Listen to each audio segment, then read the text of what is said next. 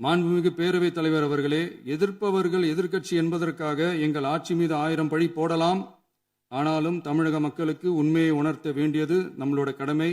மின்வெட்டை பொறுத்தவரை தமிழ்நாடு மின்மிகை மாநிலமாக இருந்தாலும் கடந்த காலங்களில் ஏற்பட்ட நிர்வாக குளறுபடிகளும் மின்சார சாதனங்கள் மற்றும் மின் மாற்றிகளில் ஏற்படும் பழுதாலும் வேண்டுமென்றே சிலரின் நடவடிக்கைகளாலும் இந்த மின்வெட்டிற்கு காரணமாக உள்ளது.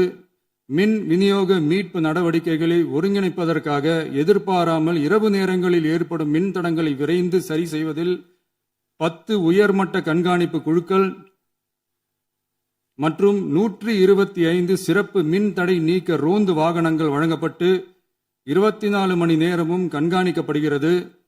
கூடுதலாக தற்போது 77 புதிய மின் தடை நீக்க மையங்களும் உருவாக்கப்பட்டுள்ளன. விரைவில் இந்த மின்வெட்டு நிலைமை அறவே நீக்கப்படும்.